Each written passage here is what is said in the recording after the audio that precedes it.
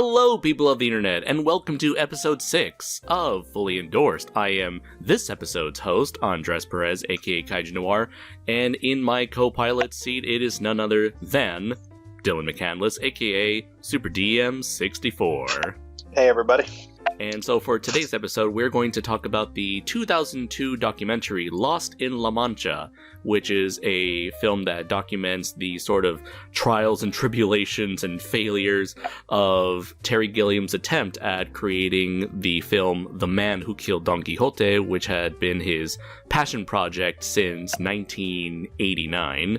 And it was a film that eventually got released in 2018.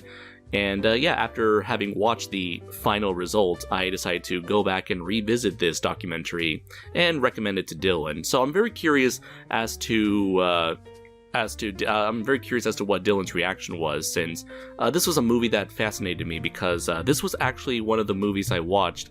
The documentary, I mean. This is one of the first movies I watched in my very first film class in college, way back in 2015. I believe it was called, like, Introduction to Film, and it was essentially like, Film 101, and each week we would be looking at a different type of film, be it like a drama, or fantasy, or mystery, sci-fi, whatever, and one of the topics was documentaries, and our professor chose Lost in La Mancha as our introduction to documentaries in general. And this is a good pick for that, especially in a film class, because it's all about, like, here's everything that could go wrong. Exactly, yeah. I found this to be a really fascinating documentary. I mean, on top of being, a film, a film enthusiast, a rather film connoisseur, it's very interesting to see, like, the ins and outs, the nitty-gritty, technical and professional and business details that goes into making a movie. And I feel like this movie does a really great job at giving you a peek into the ins and outs of filmmaking, especially pre-production. This movie focuses a lot on pre-production, and as you mentioned, it shows you what can go wrong with a production, and it gives you a good peek and look into how so many projects tend to never come to fruition, whether it's by an act of God or by just pure coincidental circumstances, or just a bunch of little things all piling up on each other that causes the whole house to come crashing down, the whole project to come crashing down. What were your reactions to this film, Dylan? I quite enjoyed it. It's interesting. We were talking the last time we did a documentary episode. We were talking about the Fire Festival documentary, and actually we kind of talked about both of them. And we were talking about how the Netflix one was very or the Hulu one was very, like, highly produced as opposed to the Netflix one. This is like the polar opposite of that sort of thing. This is very unproduced in that, what I mean by that is that it's very much just the raw footage for the most part. There's a little bit of narration that's used very sparingly. By Jeff Bridges, of all people. Yeah, by Jeff Bridges. That stuck out to me. I was like, is that Jeff Bridges? And I was like, is he in the movie? And he wasn't. So I was like, that's interesting that they got Jeff Bridges. But it's very much just like, here's what happened. Boom, boom. And it sort of tells the story that way.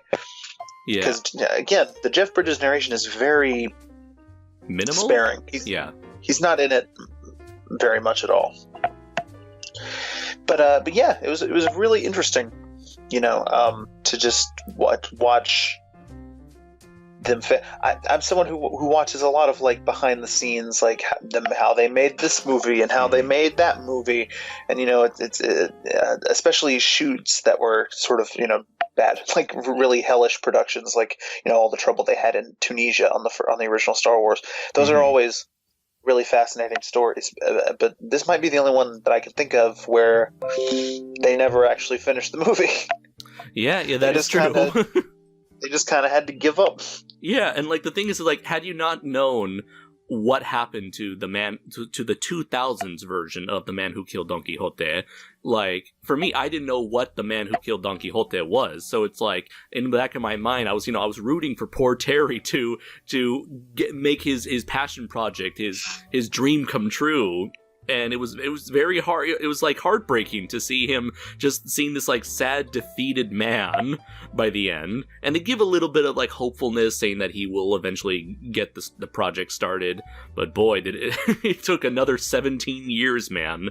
I mean, the fact that just came out last year. Yeah, and like, it's not a great movie. I mean, in my personal opinion, but the fact that it exists at all is a victory and is an accomplishment onto itself, as it's kind of gained this reputation to Hollywood as like the most cursed movie ever. I'm saying is how you've actually seen the movie, and I have not. Yeah. Is it, from what we saw in this documentary? Did he change much from what it was originally going to be to what eventually came out, or is what eventually came out pretty much what he was trying to make in 2002? He definitely had to make a lot of compromises to make the final version of the movie.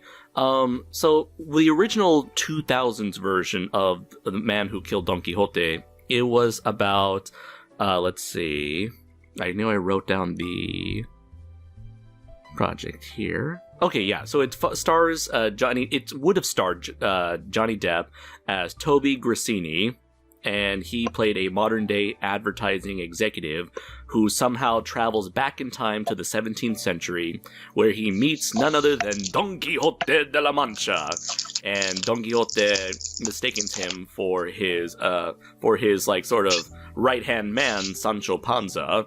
And so they kind of go on adventures, and essentially Toby Grassini is sort of living the life of Don Quixote's assisted personal squire, I guess you can say, or his patsy, and eventually, going place to place, and eventually sort of like the movie wanted to focus on showcasing Don Quixote's own sort of hallucination. So for whatever reason, Toby ends up seeing what Don Quixote sees, and that leads to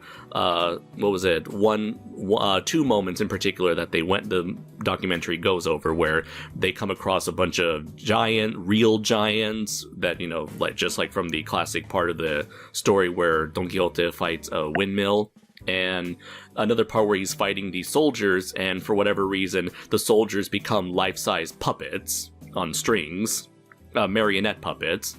So in the actual version, the final version of the movie, we have Adam Driver, Kylo Ren, playing the role of Toby.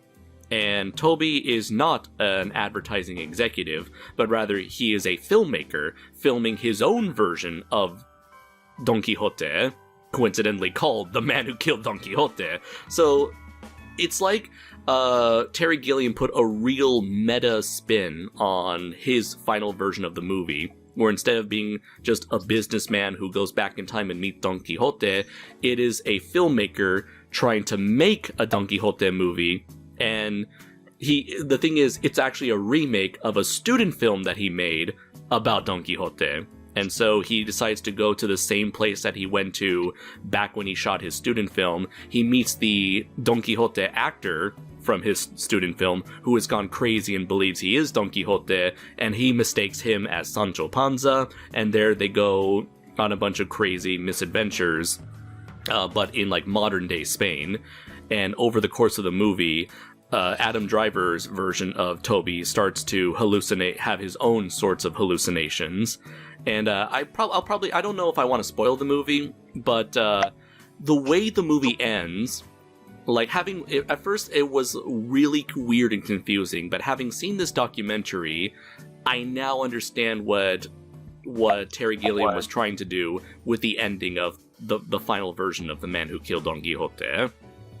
So yeah, there were a lot of significant changes made, and I think it had to do with the fact that the movie, like the 2000s version, it was mentioned at the end of the documentary that the investors own the rights to this script. And so I'm thinking that it was mentioned at the end of the documentary that he was trying to purchase back the rights to his script. And something tells me that somewhere within those 17 years, he was probably unable to get back his script, and perhaps had to make a new version of his script that was like it, but not exactly like it, if you know what I mean. I see. Either Interesting. that, or maybe it was just a very budgetary thing. Maybe he had to set it in the modern day because he couldn't afford to make it a full-on period piece. That could very well be, because I mean they talk about in this about how this was going to be like the most expensive movie that like was ever to be financed by Europeans. Right. Like, he was basically trying to make a Hollywood movie in a very non-Hollywood system. Oh yeah, definitely. And what I really liked about this documentary is that they showed you just like, even though this was pre-production, they hadn't shot like a single bit of film yet. Already there was a lot of pressure on this project. And it was already kind of like barely holding together through like duct tape and wire. It's stitches. Yeah, that was the fascinating thing about this, was that it's not a very long documentary. It's under an hour and a half. It's an hour and 20-something minutes. And they don't start actually filming the thing until nearly an hour in. Yeah. Most of this, it's all about like, they already had their cast, but it was a lot of it covered like the costuming, the props, some of the sets. What is it? Their struggles to get actors. Oh yeah, really struggling hard. No, because apparently you mentioned the film itself had a very low budget to begin with, so they couldn't pay these actors like their usual salary, like below their usual salary, and so as a result, like, these actors signed up for the project, like, in between their bigger projects, so they didn't have a lot of time to actually come to Spain for pre-production and costume fitting and test shots.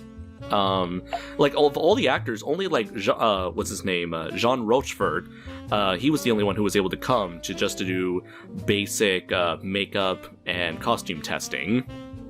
Yeah, he was also the only one who seemed genuinely excited to be there. That's true.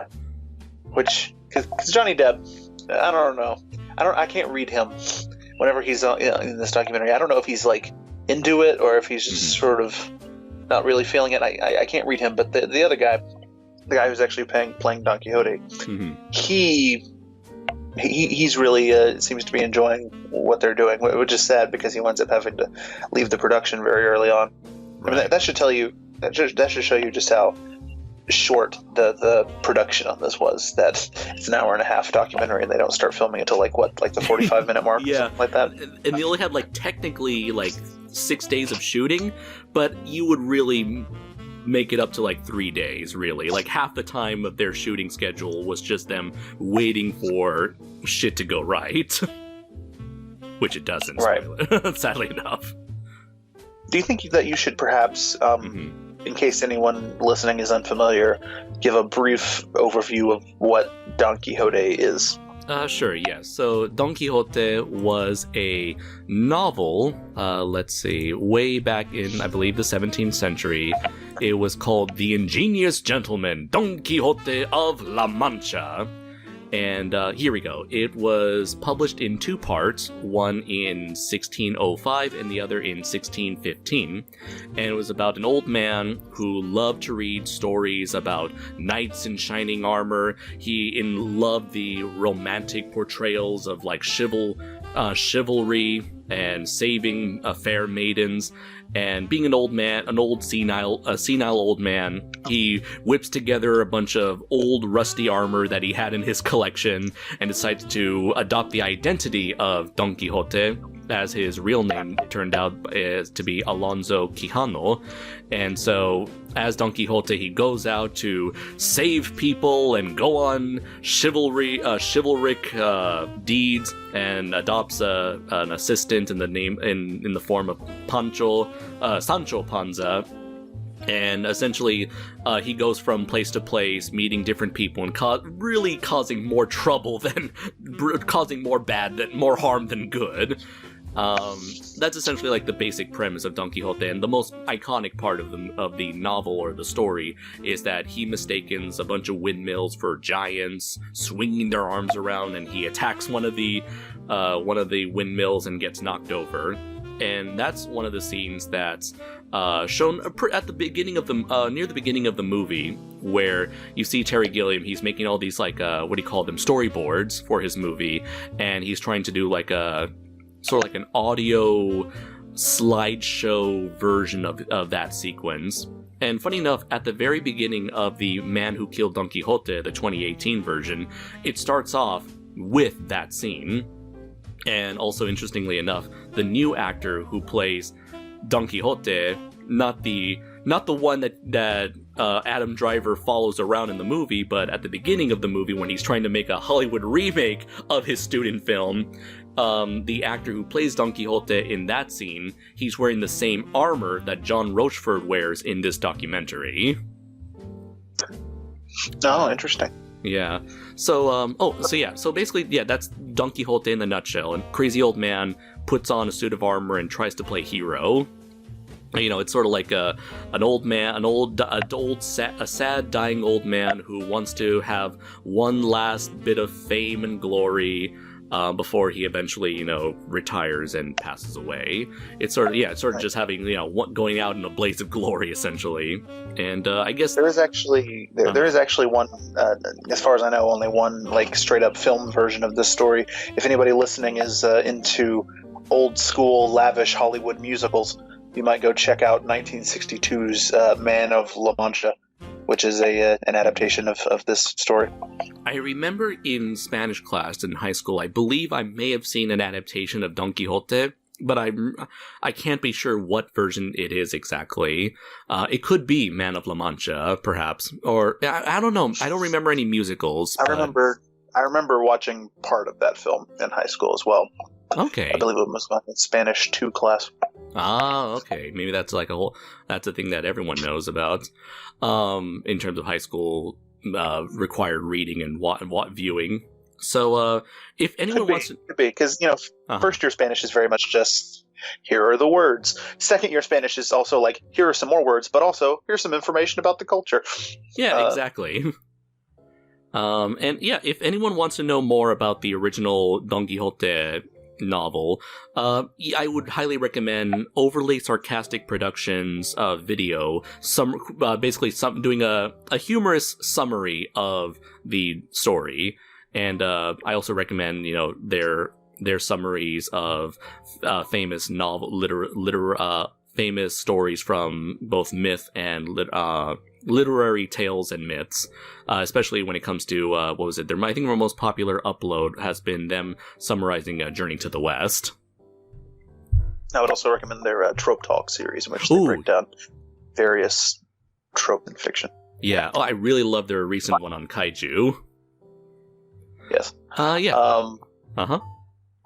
This is also an interesting. This is a documentary. It's also, if you don't know much about Don Quixote, it won't be a problem. Right. You'll learn a bit about the story through this. This is also an interesting introduction to Terry Gilliam as a person. Mm-hmm. He's somebody whose work I'm not terribly familiar with. I know that he directed 12 Monkeys and Brazil, which is a movie that everybody always goes on about. Oh, and Fear and Loathing in Las Vegas. Fear and Loathing in Las Vegas. I mostly know him for being that guy in Monty Python and the Holy Grail who goes, "It's only a model," and every time he's on screen, that's all. That's all I can see in my head is him with the chainmail on and everything. Yeah. He also did The Imaginarium of Dr. Parnassus, which was that movie that Heath Ledger failed to finish, so they got other actors to play his role in dream sequences. Okay, I didn't know that was him. And of course, he also did. And they talk about this at length in the movie. He also did The Adventures of Baron Munchausen, which is a famous flop. And they make sure to let you know just how bad of a flop it was and how detrimental it was to his career in Hollywood. And the sad thing about that story is that he kind of inherited that flop. Mm-hmm. It had already been started when he took over the reins, and it was already a disaster, and he was trying to salvage it, and he couldn't. So That's a very sad story, which had detrimental effects on his entire career at that point. But I think not being overly familiar with him was kind of helpful in watching this documentary, because it allowed me to not have any preconceived notions about the person. Right. And what I saw represented in the documentary is really interesting, because he basically, in a lot of ways, is Don Quixote. Yeah, I was about to bring that up. This movie makes a lot of parallels between him and Don Quixote.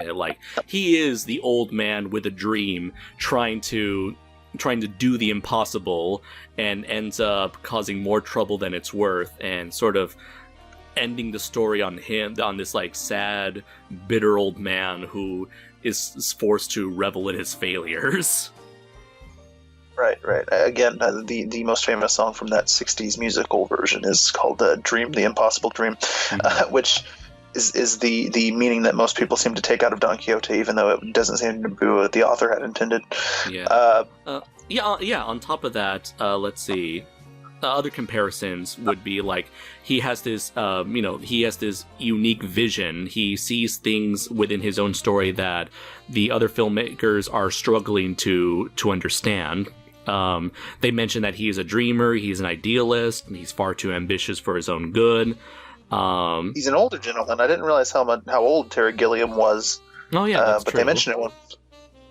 They mentioned at one point he's like in his 60s, in this early 60s, and this is in 2002. Right. So like, yeah. So now he's at this moment, as at the time of this recording, he is 79 years old, who will turn a full 80 in November. And and I can see why in the final version of the film he ended up turning Toby into a filmmaker.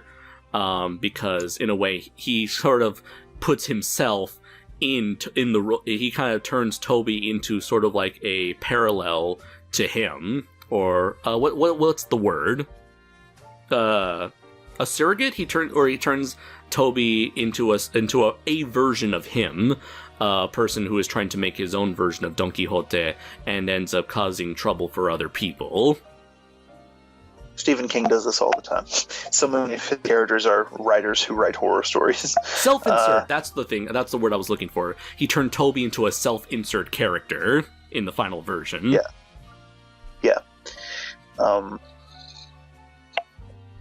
One thing I was kind of hoping to find out more about, that I wish the documentary had gone into, was how exactly, like, what had got him interested in this story to begin with. I wanted to know what was the genesis of him wanting to make a Don Quixote movie.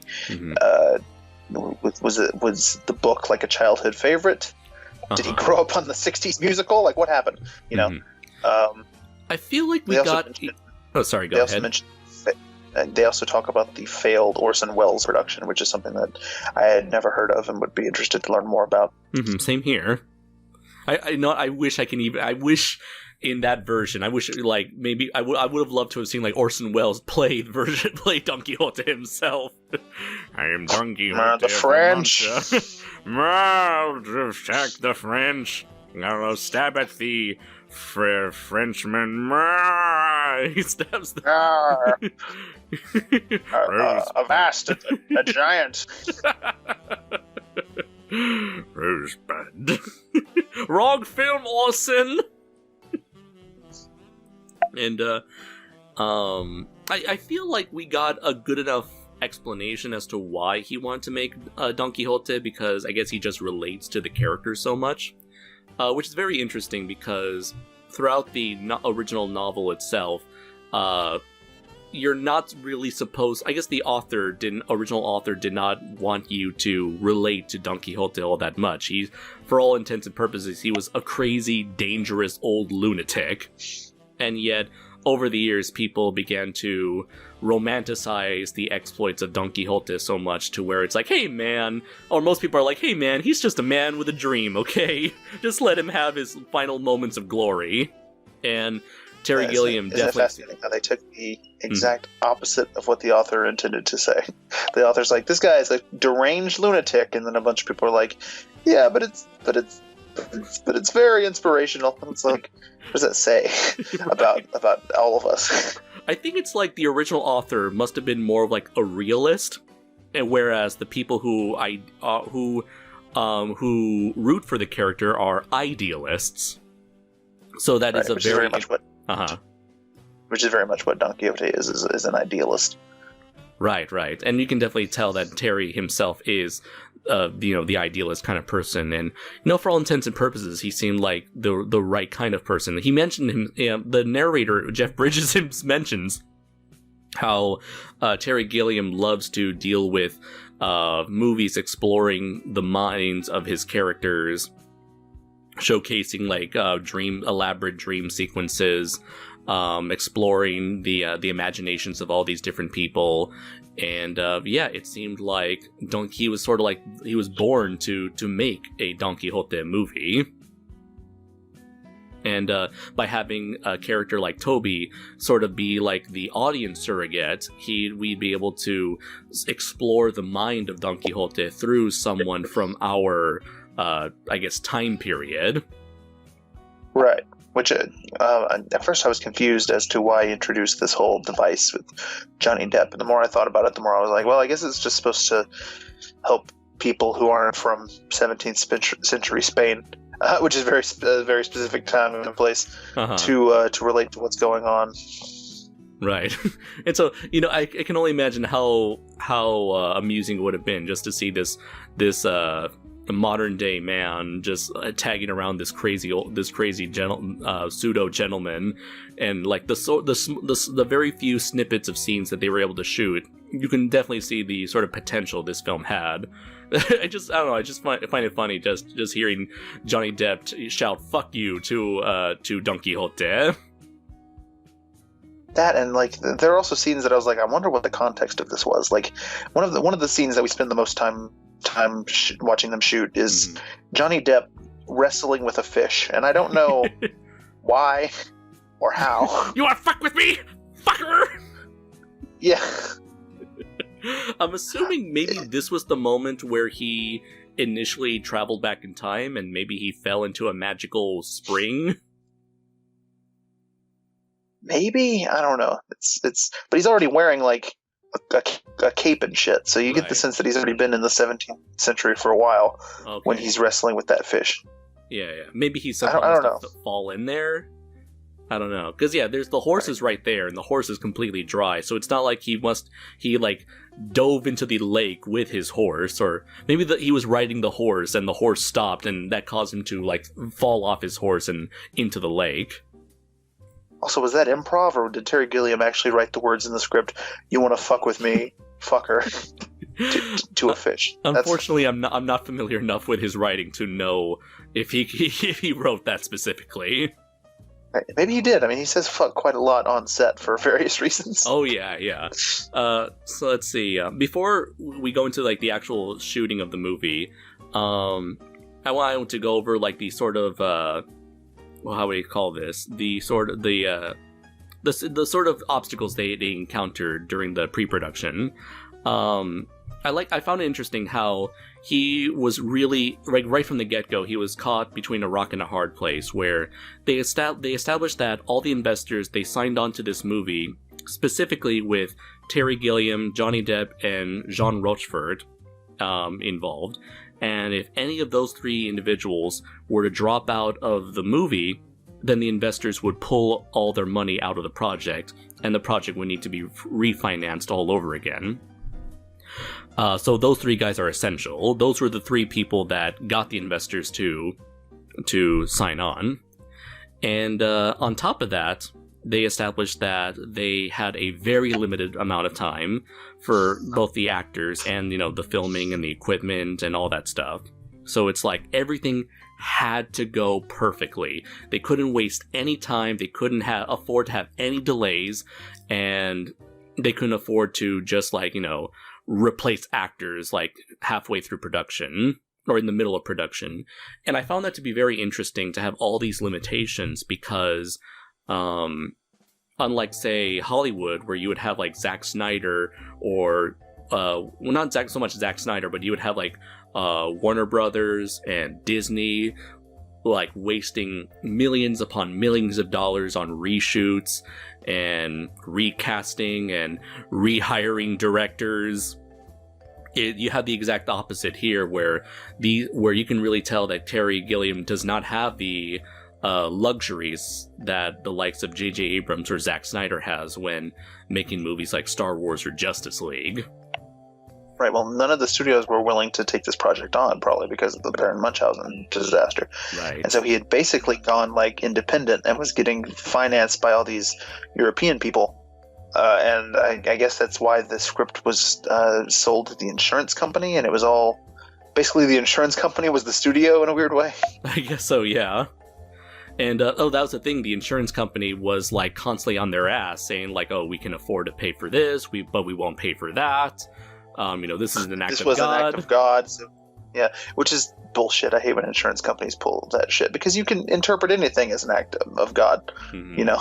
Oh, yeah. That's just them saying, fuck you, we don't want to pay. Right, it's an intentionally vague phrase, and usually it's used for, like, natural disasters, which is fine, whatever.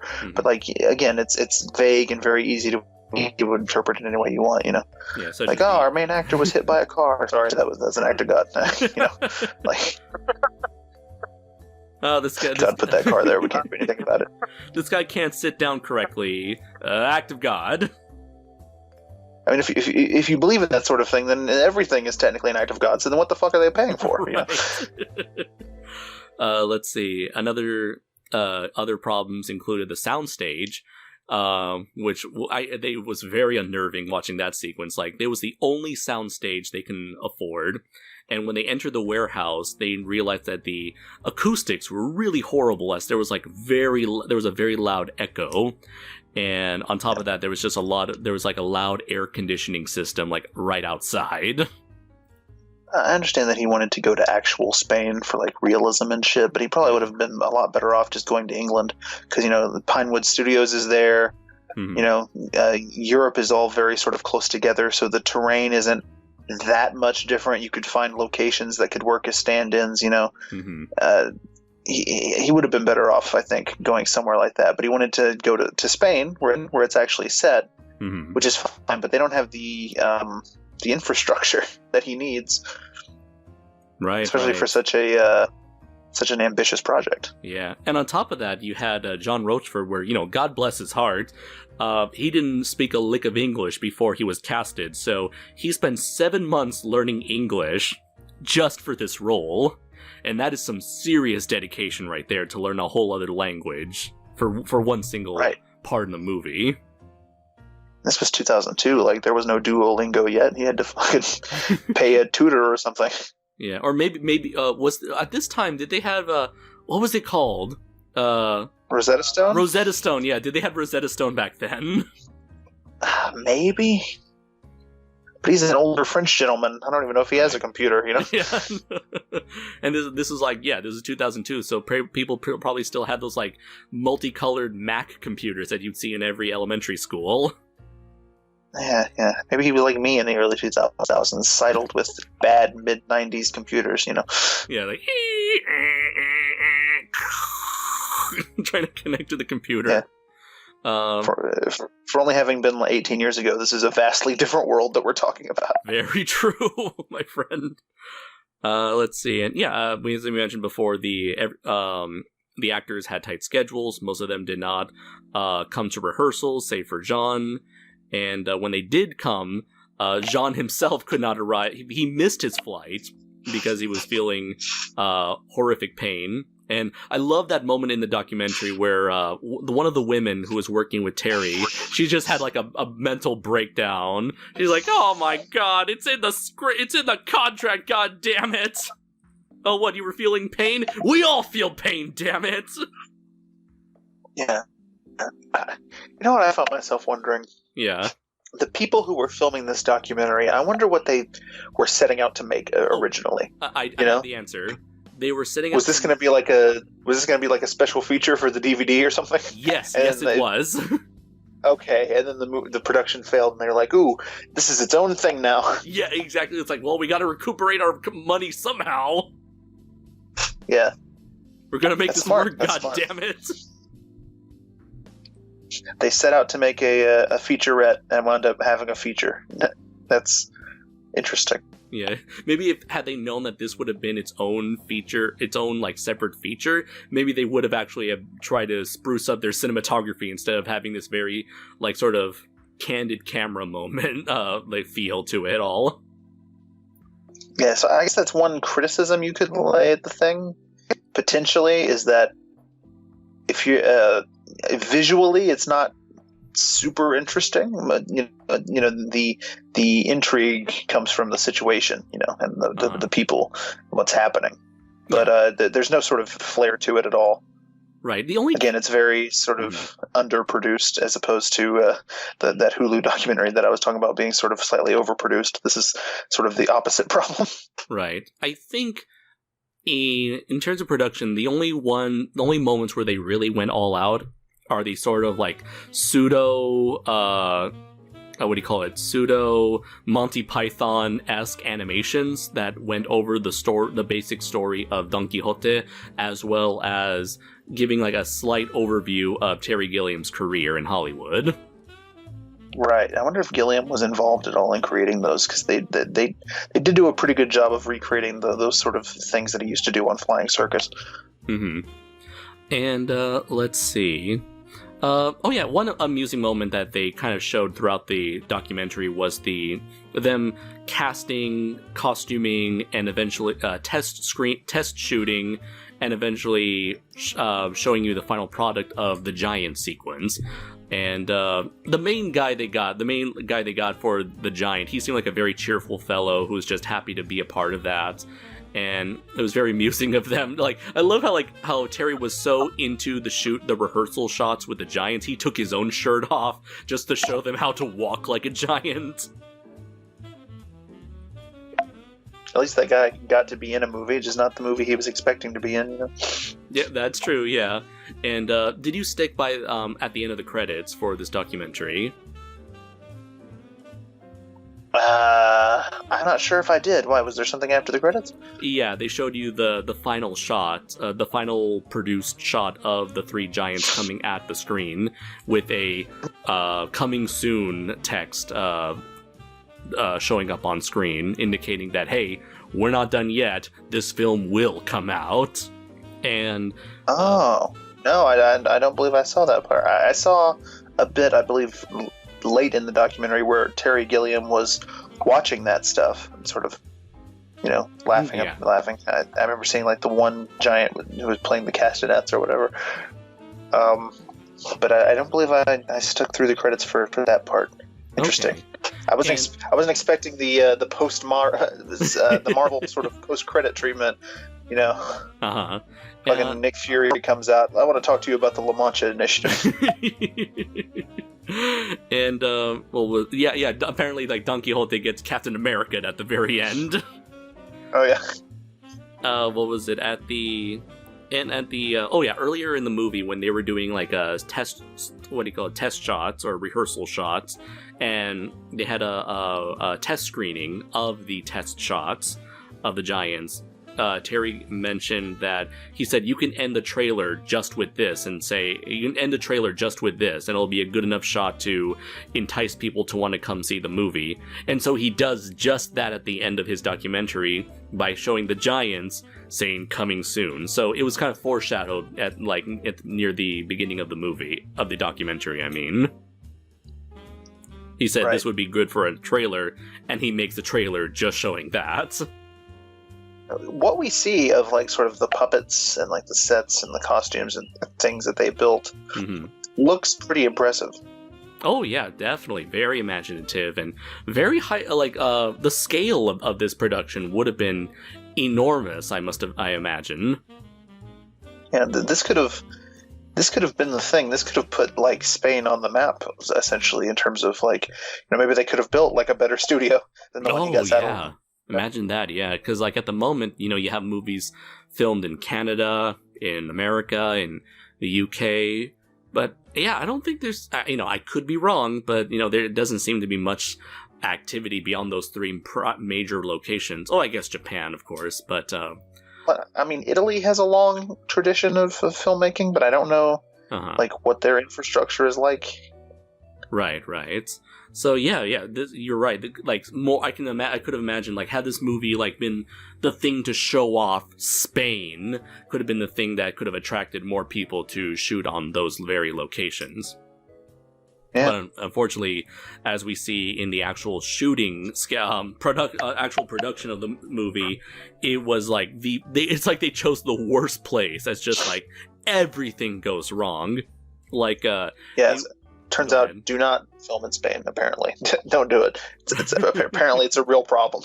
Yeah, especially don't film near a military base. That's like one of the first things they encounter was there were just constant jets like soaring overhead, saying, luckily, they said, oh, fuck it, we'll just, we'll re-record the audio in post.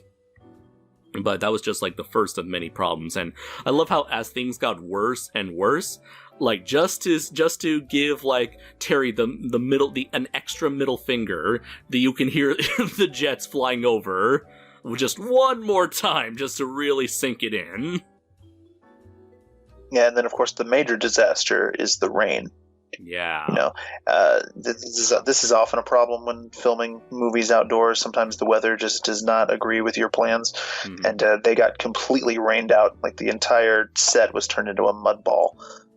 Because what it was like a clearing with lots of like very picturesque like dirt and like rocks and like little bits of grass here and there. Very sort of what you would imagine, a sort of Spanish landscape, and then it just turns into a friggin' swamp, and then they have to spend an entire day just like cleaning up and trying to figure out what they're gonna do. Right, and you hear stories about this. You hear stories about this all the time, but usually a Hollywood production, they have sort of ways to recover from this sort of thing. They've got the money that they need to be like, okay, well, that was unfortunate, but we can like do this and that. Something similar happened with the original Jurassic Park. They were filming in Hawaii when a gigantic hurricane happened. Are they still called hurricanes if they're in the Pacific Ocean? I don't know how that works. It might have been a monsoon. Whatever. One of their big sets got destroyed, and they wound up having like all kinds of issues from that. But they were able to recuperate and make one of the most beloved films of the 90s. Right. So this is a man who has the problems of a big Hollywood film without the resources to deal with those problems. Right. It also reminds me of we've seen lots of movies recently that have had the whole we've lost our main actor problem and been able to recover from that. The one that comes to mind is that they had to recast Kevin Spacey in that movie after his whole controversy, right? And they had to bring in Christopher Plummer to re-film all of his stuff, which must have cost like a ton of money. Heck, again, they can do that. They're Hollywood. Or heck, remember what Disney had to go through when they lost Carrie Fisher. Oh yeah. Warner Brothers had to spend millions of dollars CGing away a mustache. Oh, that's true. Which is hilarious. Yeah. Forget Zack Snyder. I want to see the mustache cut. But that's. You hear about these sort of things all the time, and it's funny to see what can happen, how badly it can go when you have sort of no safety net whatsoever, other than an insurance company that doesn't want to pay for anything. Yeah, and like no room for any margin of error whatsoever. If anything bad happens to where they need to delay the production of the film, that will cause like a domino chain effect where like it's delayed, so they need to take a longer amount of time, take more time to make the movie, but the actors can't stay that long, and if the actors eventually leave, then the investors pull out, and it's all one big giant mess. And this shooting, this like 6-day shooting schedule ultimately culminates in them realizing as soon as the desert finally dried, it was a completely different color. And on top of that, they no longer had any sun. So unless they want to throw continuity out the window, they were just completely fucked. And they were no longer able to shoot any of the other scenes that they were planning to shoot at that location. So they were just like, well, fuck, what do we do? I guess we'll shoot the scenes that don't require sunlight, I guess, whatever they may be. And then when they eventually lost Rochefort, because during like the last scenes that they tried to shoot during the daytime, Rochefort was in incredible pain as he sat on the horse. And later at the end of the movie, it was revealed that he had what is called a herniated disc in his back, or in his lower back region. Yeah, which thankfully that's all it was, honestly, because when they were first describing it, because earlier on in the documentary, it had taken him longer to get to Spain than they had originally planned, because he thought that he had something wrong with his prostate and he went to see a doctor. Right. And I was sitting there thinking, oh shit. By the time we get to the end of this documentary, I'm going to find out that this guy died of like prostate cancer or something. But no, it just turned out to be a herniated disc, so he just needed a lot of rest and to not be filming a movie. Right, and that's the thing. They were trying to be very optimistic, saying like, oh, maybe it's not a prostate problem. Maybe he's just really stressed, and that stress just sort of made him imagine that he has a prostate problem. And they were very, like, you could tell Terry was really in denial of the whole thing. You know, I can understand. He's desperate enough to keep the actor of his dreams, to make the movie of his dreams. And when they said he was like going away temporarily, it's like, oh, he'll be back. Don't worry, guys, he'll be back. He'll be right as rain. He'll be good enough to get back on that horse. And everyone was like, no, Terry, this is not going to work. He can't play the role, okay? And even the one producer with the curly hair, he was like, do you think he's going to come back and going to start dancing and everything's going to be fine? Fuck no. This man cannot ride a horse. Yeah. And there was the sort of assistant director who was like, I'm not putting him on that damn horse. It's not going to happen. His right-hand man, Phil Patterson. And later, like after the production, the disastrous shooting, 6-day shooting, the investors wanted to remove Phil, and Terry was trying to defend him, saying like, none of this was his fault, and if he goes, I go. Yeah. And, which good on you. Mm-hmm. Good on Terry. For did I say Terry? Is it Terry? Yeah, yes. It's Terry. Yeah, I just completely my brain just died for a second. Good on him for defending his bro. Because they were like, often this was something Jeff Bridges said during the narration that I never knew. Often when there are issues early on in production, the first instinct is to fire the assistant director. And I'm like, what? Why? That doesn't make a lot of sense. Well, the thing is, I can assume that it's that they're just looking for a scapegoat. They're thinking that if they get rid of one guy, then all their problems are solved. Right. Let's not actually examine what's going on here. Let's just fire this dude and hope everything turns out all right. Right. And let's see. So yeah, by then, Jean Rochefort is sent back to France, and people are just waiting on him. They're waiting and they're waiting, and the production there, it's at a standstill.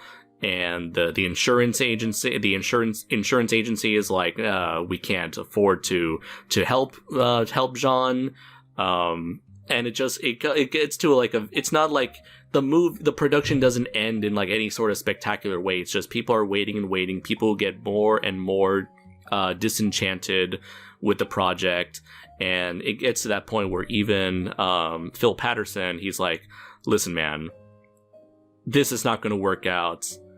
I'm out.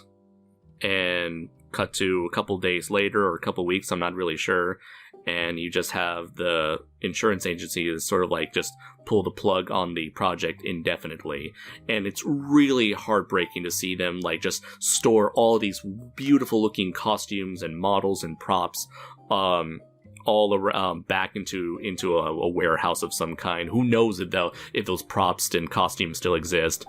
And yeah, it's very... Well, apparently the suit of armor does, because you mentioned that they used it in the new movie. Yes, very true, yeah. So at least they were able to pull that one out. Right. And just like Terry Gilliam is forced to just watch the few shots that they were able to shoot, the few sequences they were able to shoot, and he makes an amusing little caricature of Don Quixote being attacked by the very windmills that he was fighting against in the story, saying with the caption, the windmills of reality come crashing down.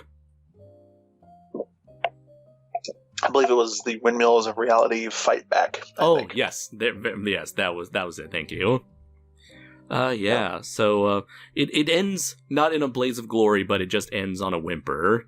And that's what makes this whole story just very sad, you know. I also wanted to say I enjoyed the music that they had in this documentary. It's not there's not a whole lot of it, and it's not like super memorable, but it sort of it's one of those situations where you have like horrible shit happening, and the music is very sort of like ambivalent, right? Like a little whimsical, like that's life. Like it's very sort of Spanish, like na, na, na, na, na. And meanwhile, like these people's like hopes and dreams are crashing. It reminded me of have you ever seen the comedy RV starring Robin Williams? Yes. Oh my God, it's been years since I thought about that movie. Yeah, that movie, it's not super memorable, that movie, but one thing I did always remember about that movie is the music, because the whole movie is just things going wrong for Robin Williams, and meanwhile the music is like do do do do do do, and you're like the music is the funniest part of that movie, because it just does not give a shit right. about all these things that are happening to this man. It's so real. Like, yeah, I can see how that contrast in styles would definitely be very amusing, and yeah, it definitely works on this, and it does set the mood for the kind of story that Terry Gilliam was hoping to make. Yeah, it definitely felt like his sort of sense of humor embodied. Unfortunately, he was the butt of the joke in this instance. Right. Turns out, as we mentioned earlier in the podcast, he was the Don Quixote of this story. Right. So it's, don't you just love how all these documentaries we cover, they always end in failure? Right. Well, that's the thing. Misery and failure. Everyone loves a train wreck. You can't look away from them. Yeah, at least the documentary that I recommended was uplifting until the end. Yeah, this one was fucked from the get-go. This was the Fire Fest of movie productions. It's not that bad, okay? Yeah, at least no one got cancer from this movie, okay? Unlike the John Wayne Genghis Khan movie. Consider that around the same time Tommy Wiseau was making The Room. Oh my God, you're right. And succeeded. Oh no! No! Right, I can imagine like Terry Gilliam is in that like little white office room just watching his own movie, and behind him is just Tommy Wiseau going, "What a funny story, Terry." you did, I unlike your movie, I did not do any Mickey Mouse shit. Oh, hi, doggy. We are real. Oh, hi, horsey. We are real Hollywood production, Terry. Unlike your bullshit Spain movie, which I may be from. Who knows? I mean, New Orleans. Yeah, New Orleans. New Orleans. Definitely New Orleans. That is so true, yet so incredibly sad, my friend. Tommy Wiseau completed his movie, whereas Terry Gilliam could not. Yeah. But in the very the same can be said for a number of The same can be said for a number of movies that never came to pass. You know. Yeah, very true. Yeah. So, is there anything else to go over before we wrap things up? I don't know. I can't think of anything. It was it was a very short documentary. Mm-hmm. Did we talk about everything that went wrong? So there was the weather, there was the airfield problem, there was the guy having to leave. Those were really the three main things. Yeah. There was one thing where there was a sort of a stunt sequence where it was the portion where Don Quixote was freeing these slaves, even though they were criminals. And there was a portion where like everyone like went like the main soldier had the keys to their cuffs, and so everyone was fighting after the keys.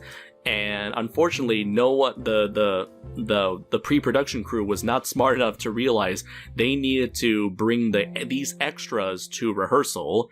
And because they didn't rehearse with the extras, none of the extras knew exactly what to do with this stunt sequence. And that's what led Terry to go on a cursing spree. He was like, "This is fucking bullshit. What the fuck?" This was my favorite scene in the movie, actually, because he says one of my favorite things that I've ever heard a director say on set. He says, when he finds out that they weren't able to rehearse the scene, he's like, then we're fucked. You should have told me this before. I want to know I'm fucked before it happens, instead of after we've started shooting. Like,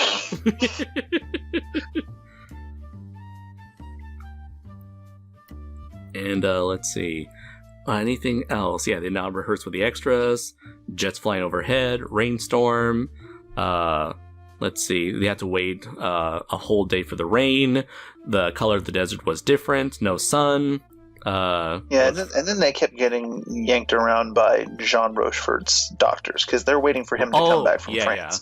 At this point, they don't know how long he's going to be gone. They're thinking, he'll be gone for a while, and then we can pick things back up, and maybe we'll have to reschedule the shoot, and we'll have to make some adjustments. But then as time goes on, it becomes more and more apparent that he's not going to be coming back. They keep saying, it won't be for at least another week, or like, he can't possibly come back before the 16th. They keep moving it. Yeah. And then eventually it's like, he's not coming. Right. That's generally the gist of everything that went wrong during the production phase. And we kind of already went over like all the major obstacles that happened during the pre-production. And to kind of briefly go over what eventually happened after this documentary, I believe it was around 2015 that they tried to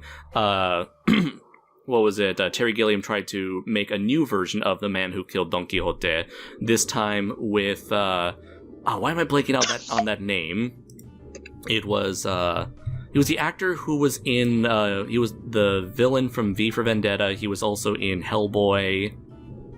Let's see. I'm just gonna wait just until that. Is that a jet? Yeah, that's a jet. That's really rare. I rarely have jets fly over Gifu. Next, you're gonna have a rainstorm.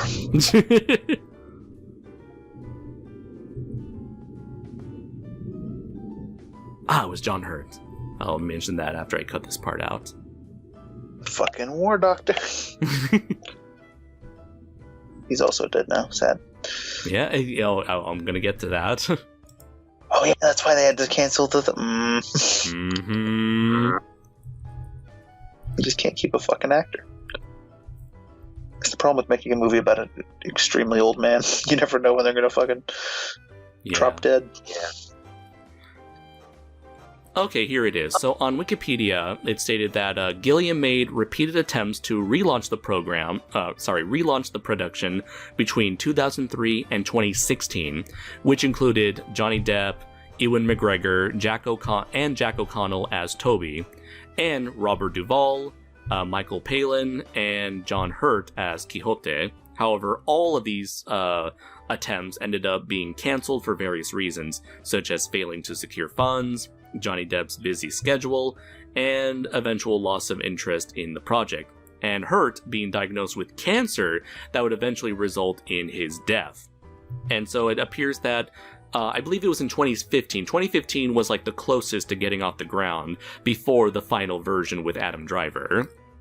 And so I believe it was this version that had like Ewan McGregor and John Hurt as Toby and Don Quixote. And unfortunately, John Hurt had to leave because of his cancer, which he unfortunately passed away from. And it was because of this that the 2015 version ended up getting canceled. And let's see here. Sad, because I could really imagine John Hurt playing Don Quixote. I think he would have been very good at that. Yeah, it would be interesting to see him attempt a pseudo-Spanish accent. Yeah. Let's see.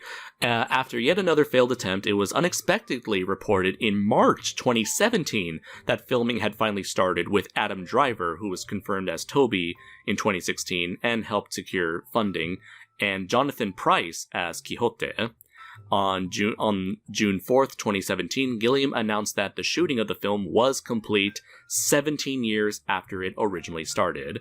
The Man Who Killed Don Quixote premiered on May 19th, 2018, simultaneously acting as the closing film at the 2018 Cannes Film Festival and being released in French theaters. Gilliam faced difficulties in the process of releasing the film worldwide, partially due to a lengthy legal dispute with former producer Paolo Branco. Subsequently, the film was only released in a few other countries, including Belgium, Spain, and Portugal. It was released in the United States and Canada on April 10th, 2019. Oh yeah, I never heard anything about it either. Right, that's the problem. I guess one of the investors from the previous attempts at making this movie tried to stop this movie from getting released. It's kind of like what Tommy Wiseau did with that documentary Roomful of Spoons. Right. Yeah, so I guess I don't know the full details, but it's possible that Terry Gilliam made this new version that was basically the same movie, but not really, as a means of legally making the movie that he originally sold to his investors, and maybe the insurance company or the investors were like, "Hey, fuck you, that you can't do that. That's our movie now." Yeah, and eventually the Cannes Film Festival backed up Terry Gilliam, and Cannes was like, "How dare this individual stop art from being released and enjoyed by millions?" Rabble, rabble, rabble. Yeah. Yeah, so it's got a bit of a bittersweet ending to it all. You couldn't get Johnny Depp, you couldn't get, was it John Rochefort, nor Ewan McGregor, or John Hurt. But at the end of the day, we do have the version that we have today, and it's a film like Lost in La Mancha that allows us to take a peek into the long history of this movie. And apparently there's a sequel going to be made to Lost in La Mancha. Let's see. In May 2018, a few days after the premiere of The Man Who Killed Don Quixote, Fulton and Pepe said they would release a follow-up documentary to be titled He Dreamed of Giants. Also, I've heard the title Found in La Mancha. It would cover the entire history of the film's making, with particular focus on what happened after the events depicted in Lost in La Mancha. Pepe said, I'm assuming that's one of the directors of this documentary, said that the film would be more introspective than Lost in La Mancha, saying, "This is more a film about an internal struggle in an artist's mind. What is it like for an artist to be standing on the brink of actually finishing this project finally? Even on the set, we would say the conflicts raging around Terry right now of making the money are not really as interesting as what's going on inside his head. The film is in the editing process. The filmmakers have not said whether it will be a bonus feature on The Man Who Killed Don Quixote's home media release, or will it be released independently as was of Lost in La Mancha. So we may hear very soon what exactly happened between 2000 what happened between 2000 and 2017. Very interesting, very interesting. Yeah, so I guess, overall, what are your overall thoughts on Lost in La Mancha, and do you fully endorse this movie, Dylan? Overall, I think that if you are like us, if you're somebody who's interested in film and movies and the making of, and sort of the problems that can arise and the failures that can happen, if any of that is of interest to you, then I would absolutely endorse that you go see this movie. I think it's a really interesting look into a movie that could have been. I found myself at several points imagining what the finished project might have looked like, just based on what we saw. It's also an interesting sort of dive into the mind of Terry Gilliam at the time. And yeah, I mean, not much else to say, really. It's a very simple story, but it's one that I think is worth checking out. Right. It's a simple story about failure, about imagination, about perseverance, and about dealing with all of life's obstacles. It's about family. Family. And I think that's why it's been why it's endured for so long. Brilliant, simply brilliant, Dylan. Excellent, exquisite observations there.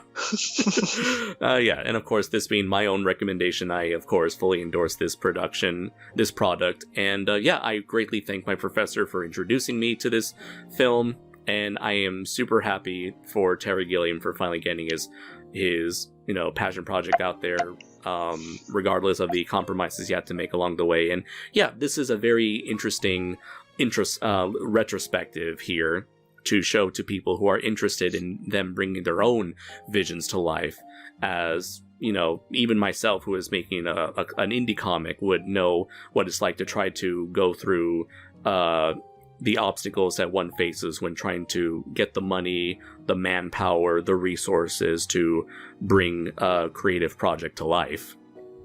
And so I only hope that for people out there who are interested, even if you're not interested, in Don Quixote itself, I feel like the story here of, an artist trying to make art and unfortunately failing at it, I feel like it's a very fascinating story for anybody to learn, especially if you want to learn about a little more about the ins and outs of making a movie. That I feel like is the biggest.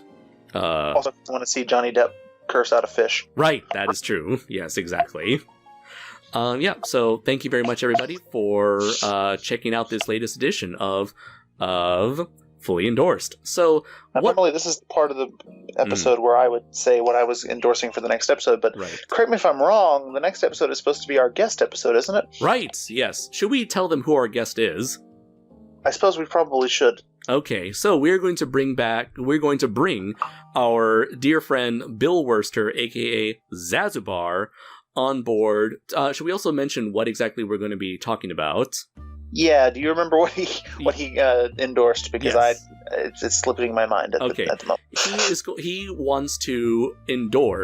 wants to fully endorse the Joe DeVito novel Kong, King of Skull Island, which was sort of for a while the definitive King Kong prequel story that eventually got adapted into a comic book. But I believe we're going to check out the novel in this case. So, I have been Andres Perez, aka Kaiju Noir. And I've been Dylan McCandless, aka Super DM64. Join us next time to hear Bill Wurster, aka Zazubar. Reports of his death have been greatly exaggerated. And ladies and gentlemen, that's exactly the way it's been.